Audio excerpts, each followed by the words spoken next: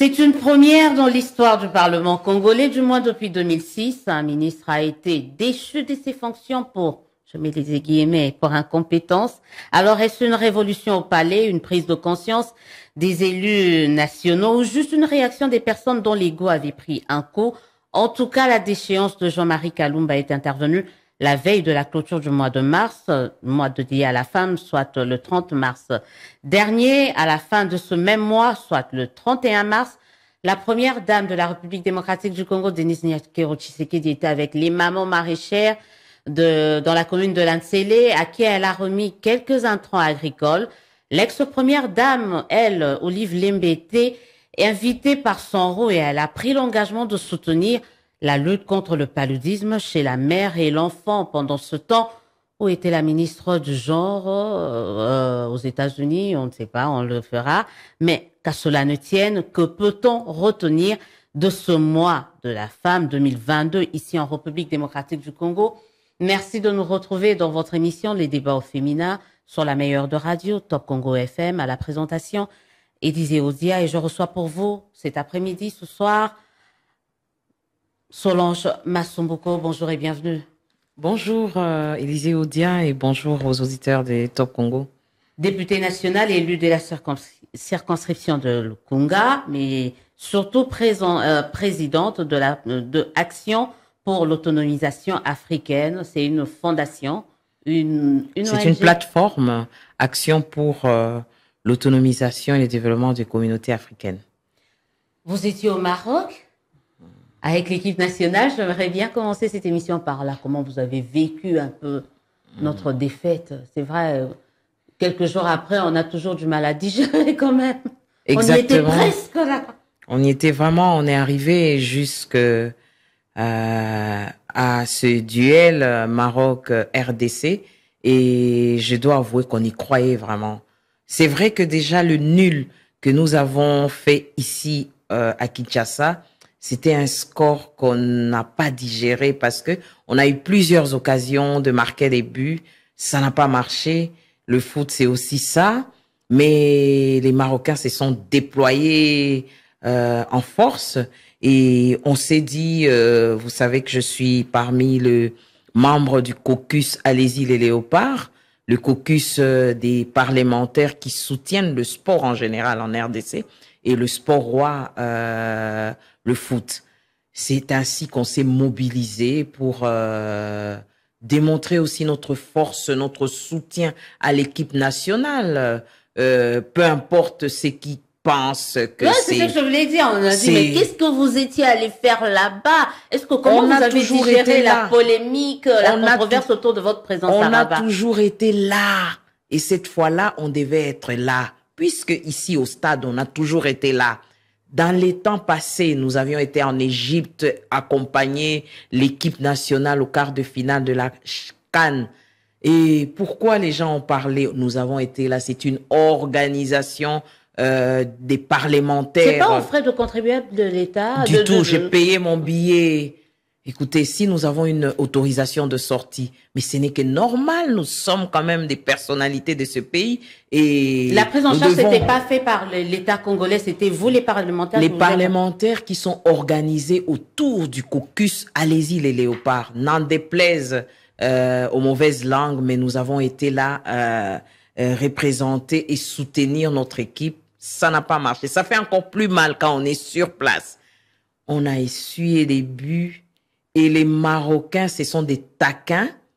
Et vraiment, on était bouleversés. Mais quand même, je dois avouer que l'entraîneur pouvait aussi faire quelque chose dès le premier mi-temps, après avoir essuyé des buts. Je crois qu'il devait quand même faire des changements, opérer des changements valables. Pourquoi mettre 21 personnes qui sont là, 11 sont sur terrain et d'autres sont en attente? Et finalement, ne pas les utiliser. On n'a pas compris cela. Mais vraiment, je crois que, à la place, moi, je pense que l'entraîneur doit démissionner. Oui, c'est déjà fait. Comment... hein, l'entraîneur a déjà démissionné. Bon, non, mais je crois que c'est des rumeurs. C'est des rumeurs. Ok, on va vérifier avec l'équipe de sport. On fait signe, on va vérifier quand même. Mais il doit démissionner. Mais le ministre doit démissionner aussi? Ben, il y a beaucoup de challenges, il y a beaucoup de défis dans ce monde sportif. Mais je crois qu'il a quand même, tellement focus il a quand même le mérite d'avoir accompagné cette équipe jusqu'à ce niveau-là.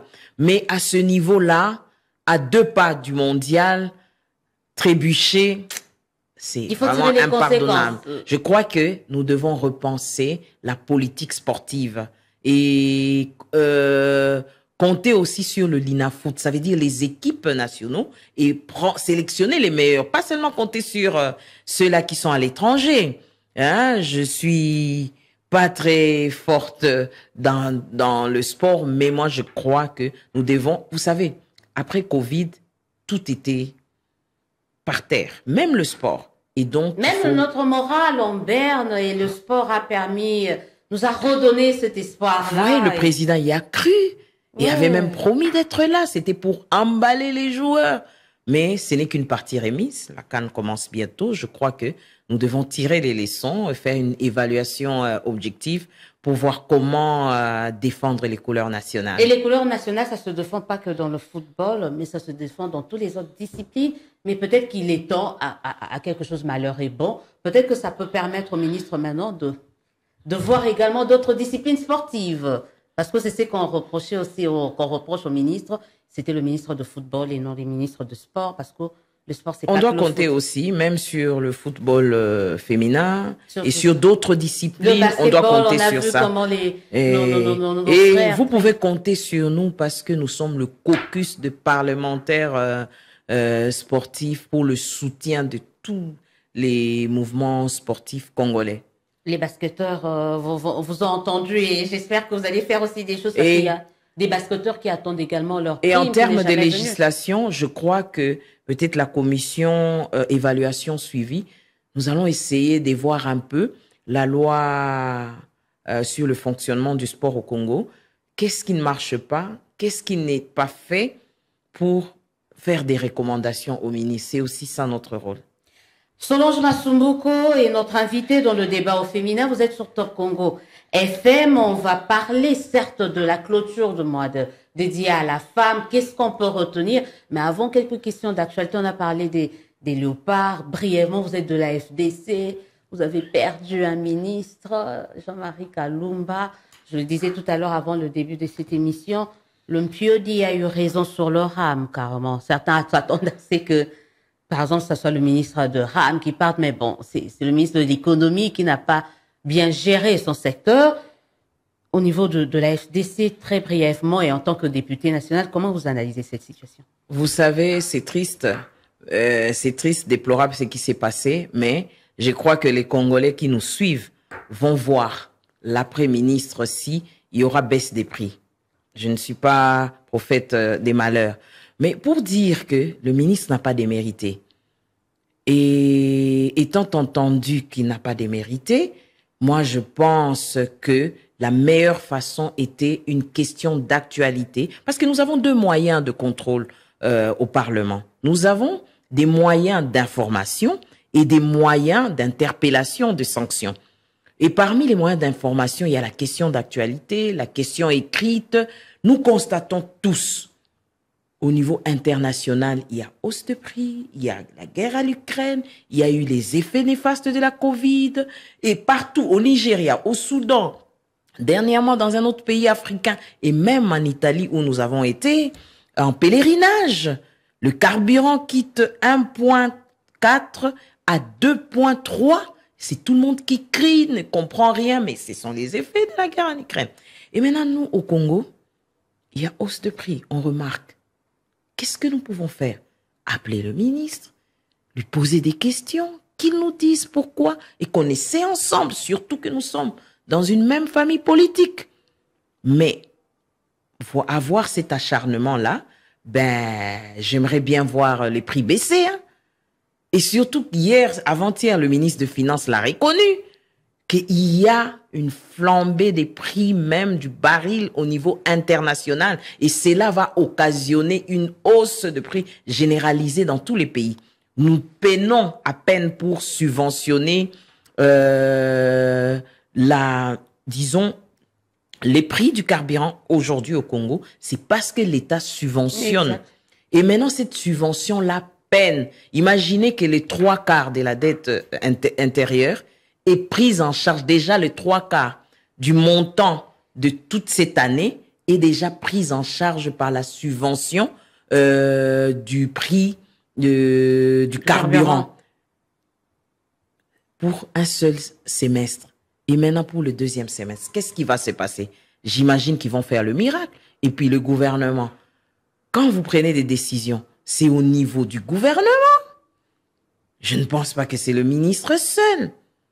Il y a eu certes de couacs au niveau de Mpiodi. Surtout mais vous avez Mpiodi. dit, la rame qui a fait tabac, qui a interpellé tout le monde, ça passe sous silence. Ah, donc il y a le 2 poids 2 mesures au niveau de l'Union sacrée. Vous comprenez? On en parlera, je Mais rappelle. vous savez, la loi de la démocratie, c'est aussi, on encaisse et on évalue et on tire des leçons. Moi, je crois que le ministre Jean-Marie Kalumba n'a pas démérité. C'est un tribun. Il a été au Parlement. Et je n'étais pas là, j'étais au Maroc. Mais l'argumentaire, j'ai eu à suivre son argumentaire, mais l'argumentaire était élevé, hein. Ah, j'étais là, j'ai C'était suivi, vraiment hein. au niveau Bon. des arguments solides, mais c'était un mouvement, on ne comprend pas. Ok. Mais il faut faire des miracles maintenant pour baisser tout. L'huile coûte cher, tout monte, les ciments, c'est encore le Jean-Marie, l'excellence Jean-Marie, qui a augmenté le ciment de 8 à 12 $, pendant qu'elle a levé, on est informé qu'on a levé la TVA, la subvention du TVA. C'est ensemble, je crois que c'est une décision du gouvernement et donc il faut assumer ensemble. C'est passé, je préfère parler de ce qui est présent, c'est un poste de la FDC qui revient à la FDC. Donc il n'y aura pas de tergiversation autour de ça. Je ne pense pas, je ne pense pas. C'est un peu comme le poste de Kabunda à la première vice-présidence, ça revient ipso facto à l'UDPS. À l'UDPS de proposer. Personne là-bas, c'est un poste de l'AFDC et nous pensons que c'est l'AFDC qui va proposer. Voilà. Nous ne pensons pas, nous sommes assurés. Voilà, nous sommes assurés, j'avais dit, on aura le temps de revenir quand même sur ça, sur tout ce qui se passe au niveau de l'Assemblée nationale ou au niveau de l'Union sacrée, parce que certains commencent à dire, est-ce que l'Union sacrée, est-ce qu'il y a encore cette unité-là au sein de l'Union sacrée avec cette histoire, ou est-ce que on va assister à la désintégration? Je crois que l'Union sacrée, dans ses débuts, il y a beaucoup de couacs et il faut une très bonne organisation. Nous devons être capables d'accepter qu'il y a des couacs organisationnels. Il faut bien arriver à une organisation structurée pour affronter les élections en 2023. On ne va pas aller sans dessous, hein. Nous devons être organisés, soudés, parce que la synergie, c'est aussi ça qui donne la réussite. Vous avez, ce n'est plus loin. Pas plus tard que les élections passées, nous étions au FCC, nous avons notre candidat. Il n'est pas passé. Hein. Il n'y a rien d'acquis, rien n'est acquis, donc il faut bien organiser. Donc, nous devons nous organiser, on a le temps de préparer et de travailler sur terrain parce que la population aujourd'hui, elle est lucide. Elle connaît qui fait quoi, qui est redevable et qui écoute ce que cette population dit. Elle est lucide et je remercie vraiment la population congolaise parce que vous savez qui est avec vous, qui est à côté de vous, qui vous avez mandaté et qui reviendra en 2023. Certains disent avec cette déchéance de Jean-Marie Kalumba que la population avait besoin de ce message-là et que justement les députés l'ont fait pour dire à cette population, écoutez, on travaille là pour vous, donc on est en train de sanctionner et qu'il n'y a pas que l'IGF qui doit faire ce travail. En fait, l'IGF ne sanctionne pas, mais il n'y a pas que l'IGF pour dénoncer ou décrier Je des ne suis mauvaises pas pratiques. contre le contrôle parlementaire, je l'ai dit, et nous avons des priorités de cette session de mars. La loi électorale, la lutte contre la corruption, le contrôle parlementaire pour que, par redevabilité, nous sommes censés démontrer aux Congolais que nous compatissons à la pauvreté, à tout ce qui se passe, parce que nous le vivons tous les jours. Moi, je vais au marché seul. je vais moi-même au marché. Et même lorsqu'il y a eu les MPOD sont arrivés au mois de décembre, juste après, je suis partie en tant que famille. Vous avez vu ce MPOD là? J'ai vu, moi, j'en ai acheté. Namibie, là. À Mongafou, là, j'en ai acheté. Mais j'ai dit que ce n'était pas suffisant. Ce n'était pas suffisant. En famille politique, nous en avons parlé et tiré des leçons. Mais vous savez, il y a eu beaucoup de pesanteurs. Le ministre a eu le chèque pour commander ses MPOD assez tard. Mais ça, c'est toujours lui, la faute.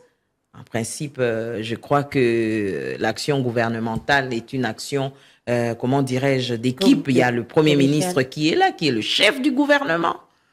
Et le Premier ministre s'est étonné de voir que il aurait compris que ça soit une motion de défiance qui provienne de l'opposition. Mais une motion de défiance qui provienne de la majorité, bon, point d'interrogation. Ça aurait été intéressant d'activer le mécanisme d'information. Question d'actualité, question orale avec débat, question écrite, pour que ensemble nous puissions trouver des moyens pour juguler cette crise. N'en déplaise à la population, c'est une crise mondiale. Nous devons trouver des solutions locales et contextualiser nos solutions au Congo. Donc, il faut éviter quand même certaines sanctions démagogiques et populistes, juste pour faire un coup d'éclat, comme diraient certains. Du buzz. Non, mais je dis, on va reparler de ça, on reparlera de ça parce que c'est une première. On essaye de fouiner dans les archives. Jamais, depuis 2006, on a vu l'Assemblée nationale défenestrer un ministre, surtout issu de la majorité. C'est une première, donc ça fera l'objet. Et vous savez une chose, le ministre Kalumba est descendu au Maniema.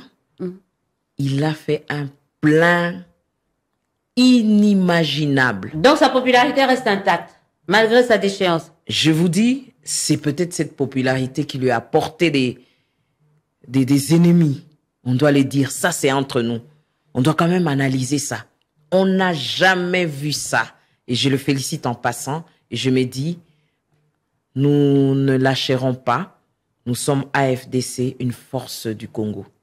Vous suivez Solange Masumbuko, députée élue de la circonscription de Lukunga, députée AFDC de Modeste Bahati, mais également présidente de l'Action pour l'autonomisation africaine. On va parler maintenant de notre mois là qui vient de se terminer. Tout à l'heure, quand j'ai annoncé dans l'émission, je disais, mais Madame la Première Dame a clôturé le mois de la femme à Ntsélé avec les mamans maraîchères.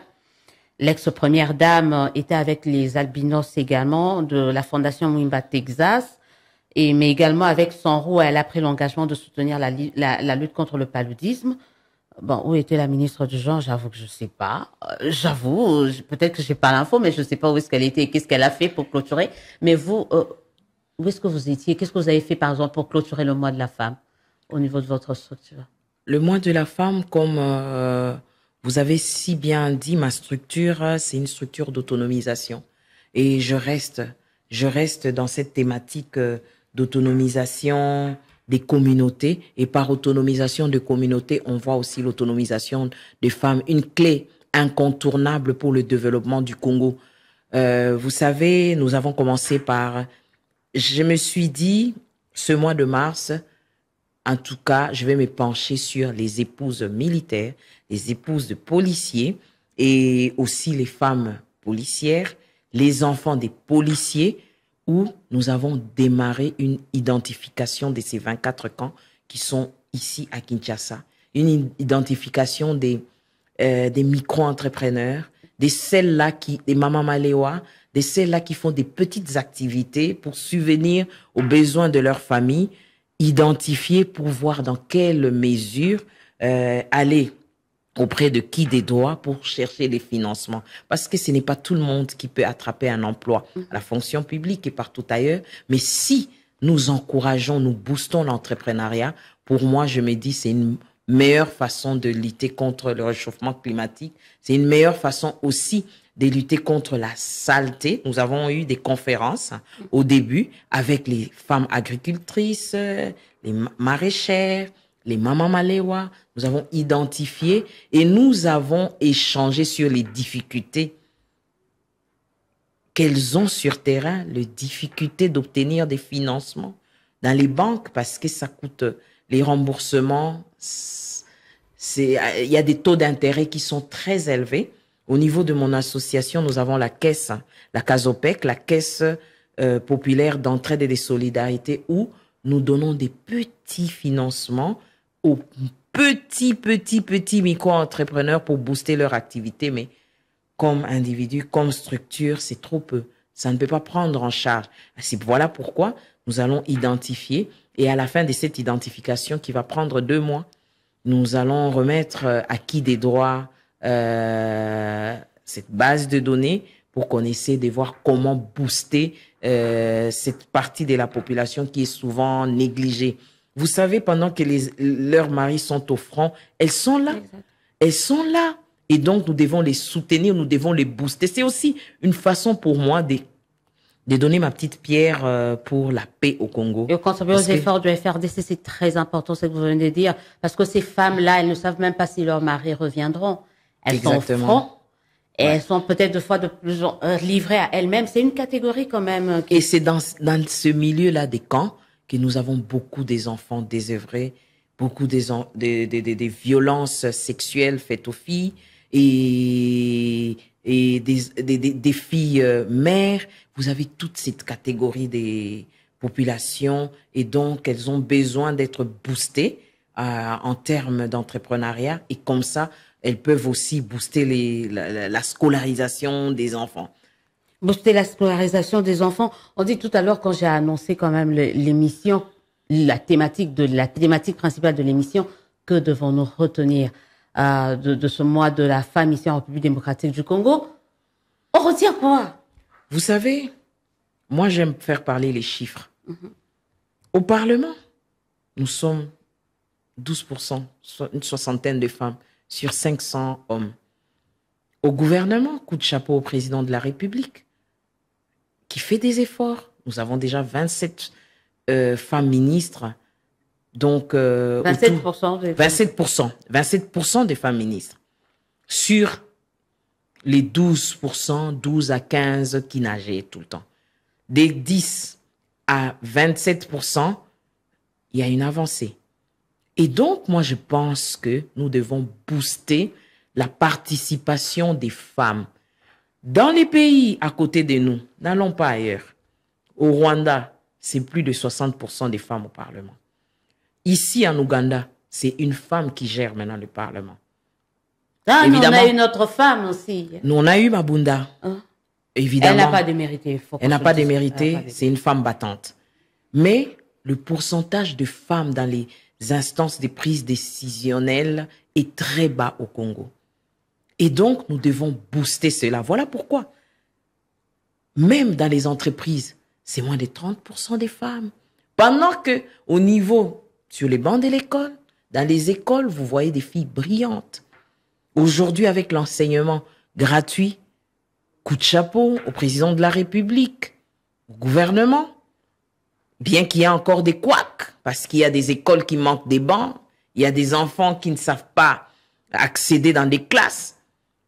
Mais je crois que c'est cela qui va nous permettre que toutes les filles aillent à l'école et que ce pays puisse bénéficier de l'apport de ces ressources humaines. Ailleurs, quand il y a une forte population, ça veut dire c'est la richesse. Mais nous, une forte population analphabète, une forte population qui, en réalité,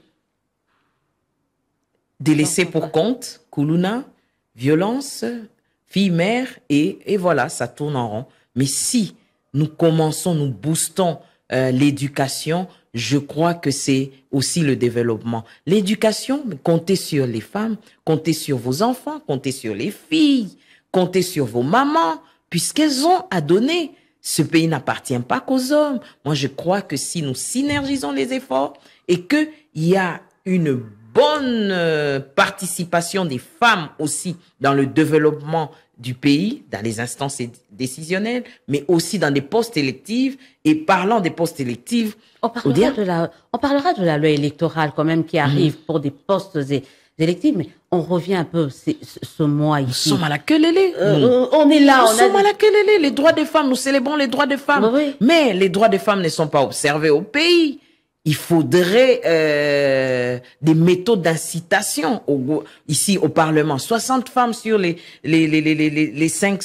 440 hommes. Mais quel jour nous allons faire passer une loi? Justement, Jamais. sur la santé reproductive, par exemple, je crois que c'était une loi, une proposition de loi de Madame Bazaïba. Trois femmes, je crois, si je ne me trompe pas, je vais vérifier les statistiques. Une femme meurt chaque 3 secondes ici en donnant la vie. Je vérifiais les statistiques, mais il n'y a aucune loi sur ça. Aucune loi, par exemple, justement par rapport à césarienne. Les femmes meurent juste pour ça. Et on voit qu'au niveau du Parlement, rien n'est fait justement pour aider ces femmes-là à ne pas mourir, par exemple, en donnant la vie. Vous savez, je me rappelle encore, je n'étais pas élue quand cette loi passait, parce que c'était le mandat passé. C'était, je crois, une loi qui était prise en charge par deux dames.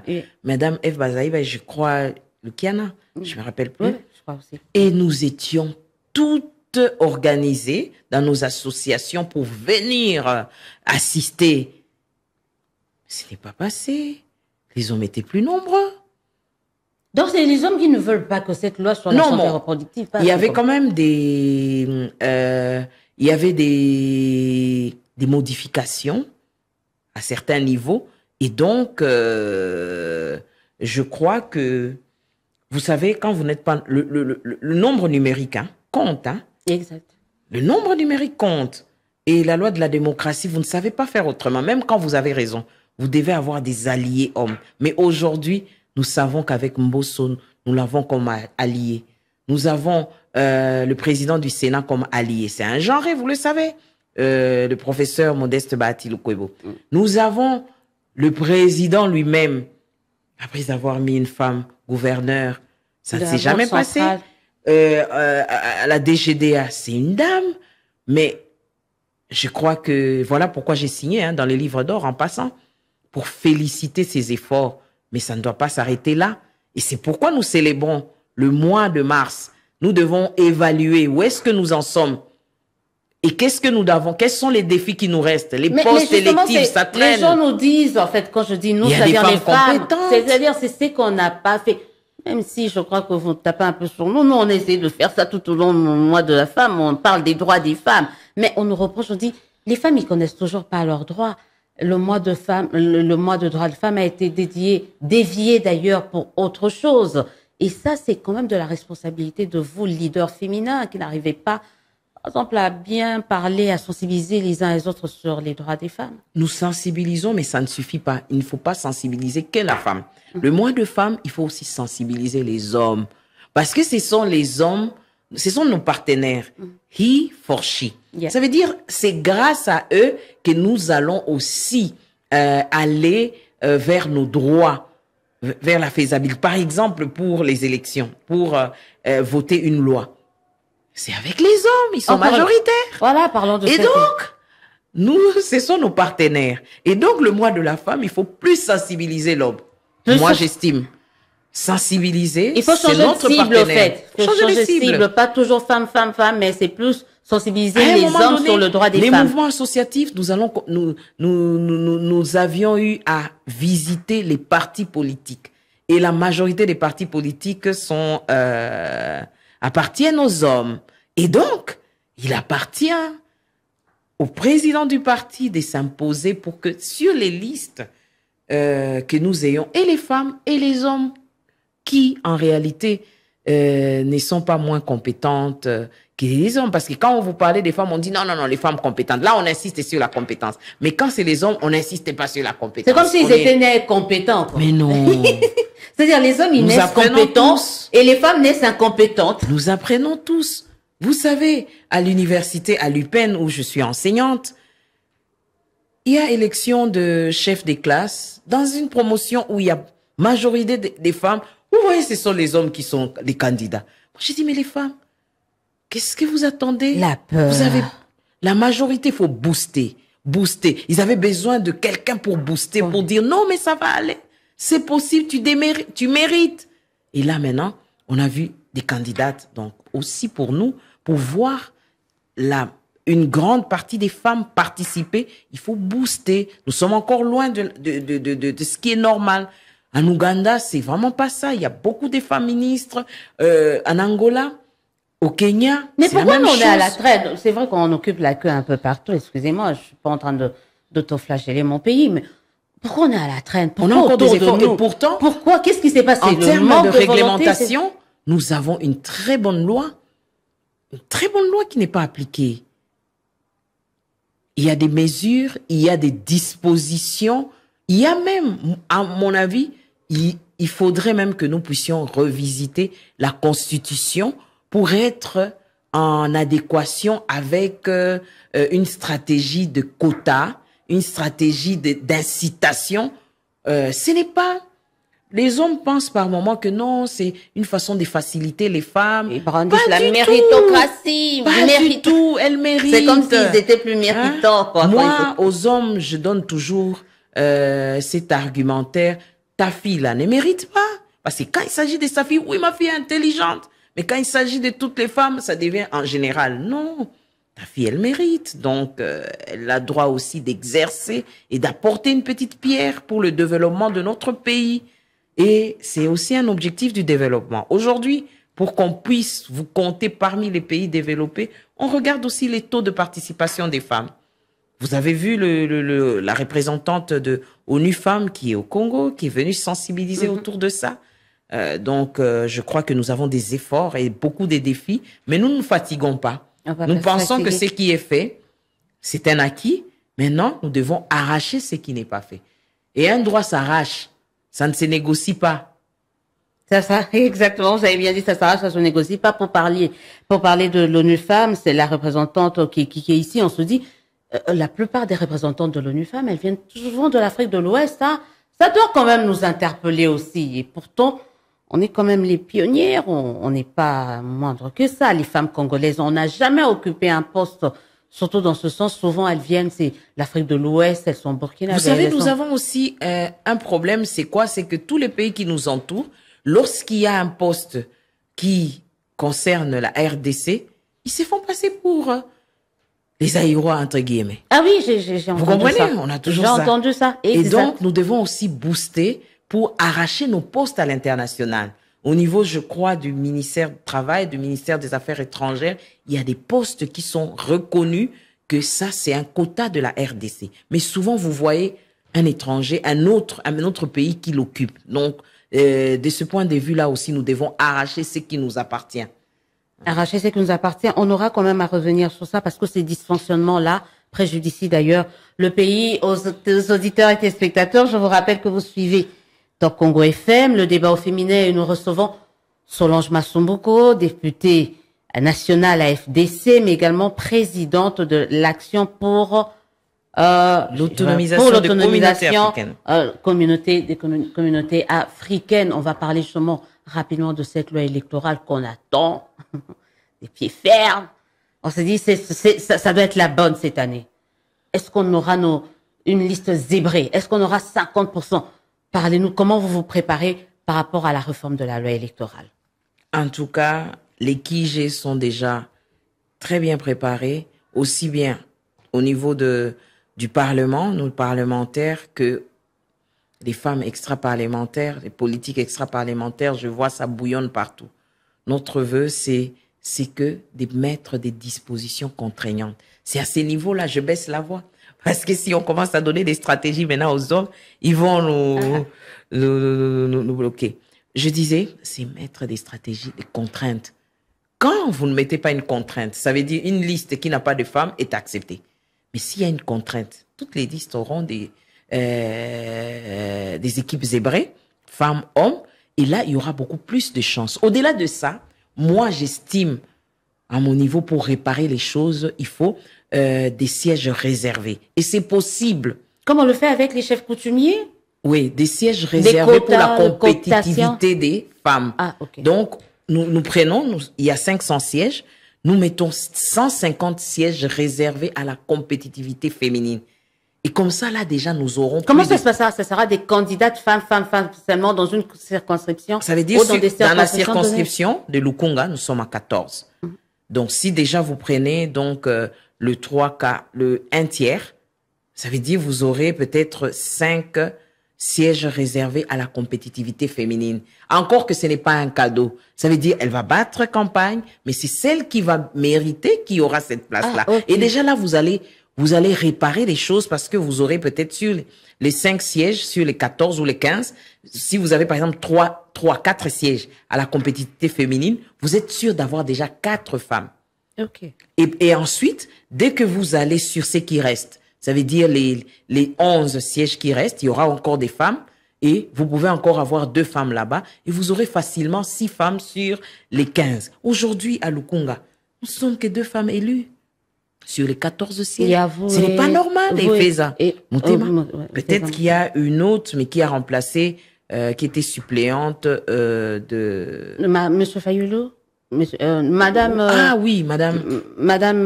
Paix à son âme. Paix à son âme. Je pense Charlotte Massiala a également été là. Mais qui a suppléé un homme. Oui. Et donc, femme élue, nous étions à 2. À moins que je ne me trompe. Mais c'est trop peu. Pendant qu'on a vu beaucoup de femmes battre campagne. Il y en a eu beaucoup. Il y avait plus de 600 candidats. Et dans les 600 candidats, il y avait quand même des femmes. Mais au niveau, il y avait 12% des femmes. Donc, au départ, déjà, il y avait une injustice. Je me rappelle très bien. Il y avait 12% des femmes candidates. Sur les 12% des femmes candidates, vous voulez que combien passe? Mais justement, par rapport à ce pourcentage-là. Voilà pourquoi, moi, je suggère des sièges réservés, la mise en place des sièges réservés.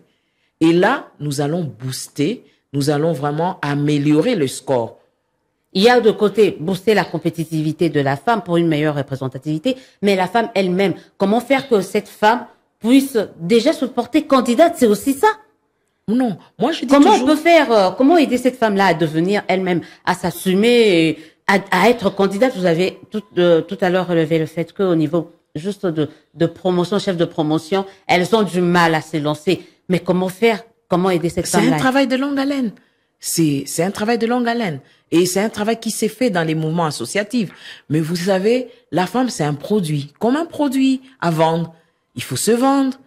Il faut mettre à la disposition des potentiels électeurs vos compétences, vos capacités. Parce que les femmes font beaucoup de choses, mais qui ne sont pas mis à la place publique. Parce que vous savez que les médias coûtent cher. Oh, c'est maintenant notre faute, quoi. Et donc, par moment, elles n'accèdent pas aux médias. Vous voyez dans les paroisses, ce sont les femmes qui mettent des fleurs, qui ornent. Ce sont les femmes qui organisent. C'est encore la femme qui est au marché. Voilà pourquoi on réduit la femme à ça, à l'ornement, à ces fleurs-là qu'on doit mettre à côté. C'est encore la femme qui est au marché, qui fait vivre toute sa famille. C'est encore cette femme-là qui se lève à 5 heures, à 4 heures pour aller chercher du pain. Et ensuite, vous savez, paix à plusieurs femmes qui sont parties à Matadi Kibala. Ce sont des femmes qui se sont levées à 4h30 pour aller chercher de quoi survivre. Et ensuite, il y a une qui avait promis même de ramener 5 000 à 8 heures, que l'enfant vienne prendre 5 000. Et elle est partie comme ça, à la recherche de la survie familiale. Je crois je vais demander au gouverneur d'ériger, que nous puissions ériger un monument au niveau du rond-point triangle là, un monument pour ces femmes battantes qui sont parties à la recherche de la survie familiale. Évidemment, à ce jour, on est en train, il y a eu une décision de déplacer le marché, mais les boutiques, j'ai fait un plaidoyer, je profite de ce passage pour faire ce plaidoyer. Il y a les pharmacies, d'autres boutiques qui n'ont rien à voir avec celles qui étalent ou ceux qui étalent par terre, qui doivent être remis dans leurs droits. Ils m'ont contacté quant à ceux et je crois que nous allons voir dans quelle mesure remettre ceux qui vendent, ceux qui ont des maisons dans leurs droits et essayer de déplacer les marchés. C'est aussi notre faute, nous les acheteurs. Nous préférons acheter juste là, devant. ah, embouteillage, les na kokota na katia wenzete na somba kaka. Maintenant, la dame, elle quitte le marché, elle vient chercher les clients. Parce qu'elle pense que quand elle est à l'intérieur, et pourtant, à l'époque, je me rappelle, j'étais encore à l'école primaire, quand tu vas au marché, tu savais que de ce côté, ce sont les épices, légumes, les épices. légumes. Là-bas, ce sont des petits bijoux. Là-bas, et vous connaissez, et vraiment, c'était quand même un art, aller au marché. Tu as une liste, hein, j'accompagnais ma mère au marché, elle a une liste, elle sait que je dois passer par des légumes, ensuite je dois passer par des poissons, les makemba c'est par là. On ne voit plus ça. Et par moment, c'est les dispositifs coûtent cher. Vous demandez $50 à une femme qui a un capital de $30 ou de moins de $10 et ça devient compliqué. Elle préfère vendre à la criée et on ne sait plus la retrouver. On avait des clients, clients nangai. Je sais que je dois aller. Maintenant, tu vas pas la retrouver parce elle vend à même les sols. Donc, je crois que nous devons maintenir des dispositifs pour protéger et pour assurer la protection de ces vendeurs et des marchés vraiment dignes de son nom parce que vraiment, il en va de la vie de toute une population.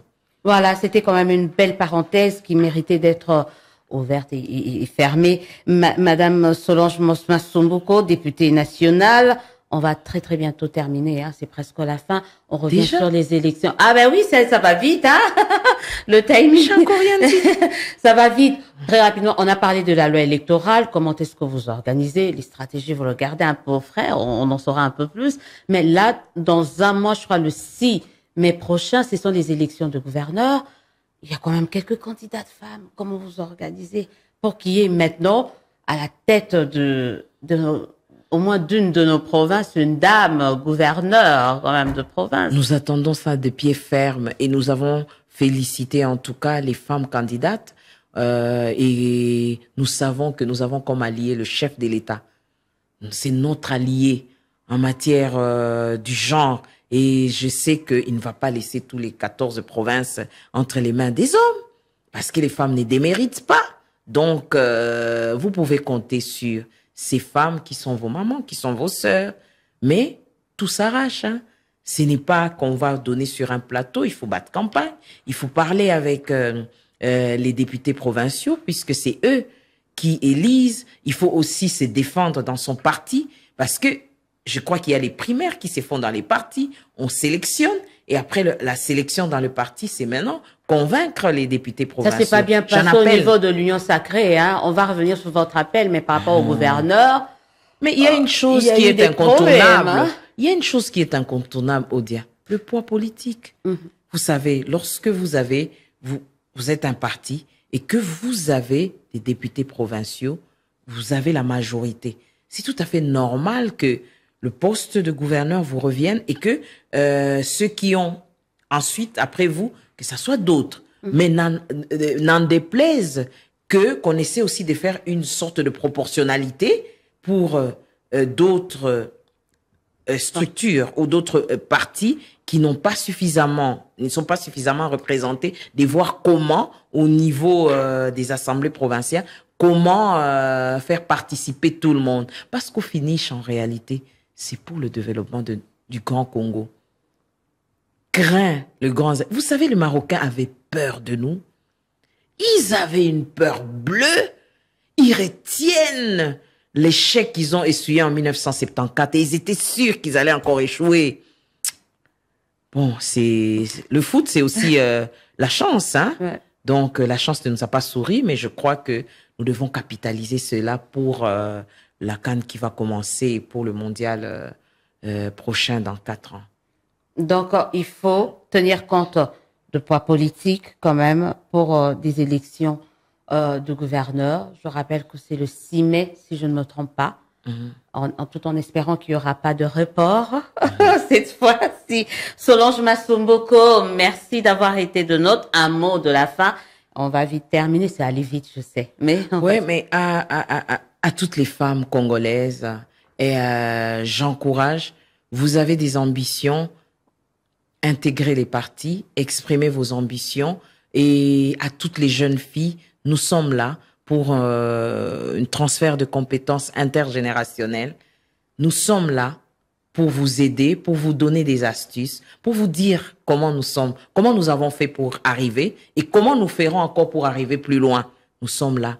Et je crois que à toutes les femmes, nous devons rester soudées pour faire passer la loi électorale et pour y mettre la contrainte sur les listes zébrées. Et aussi, nous avons vu, coup de chapeau à la CENI, qui à quelques femmes, et même au niveau de CEP, nous avons vu qu'il y a une femme et un homme.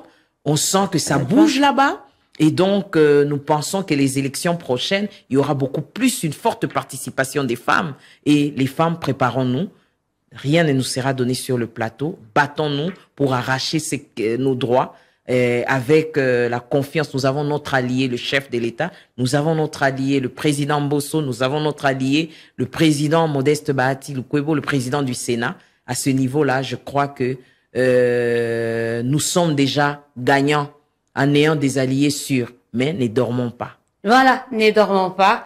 C'est par ce mot qu'on va mettre un terme à cette émission. Merci, vous étiez nombreux, monsieur. Je rappelle que par rapport à la loi électorale, on va quand même organiser des débats avec des femmes autour de cette loi, quand même pour préparer, savoir quelles sont les propositions que les femmes vont emmener, travailler pour. En tout cas, une émission spécialisée serait. Voilà, il y aura beaucoup de femmes. On va travailler avec la direction, vraiment un débat au féminin par rapport à la loi électorale. On ne fera pas comme avec la CENI quand même. On n'a rien vu passer, mais on est vraiment en alerte.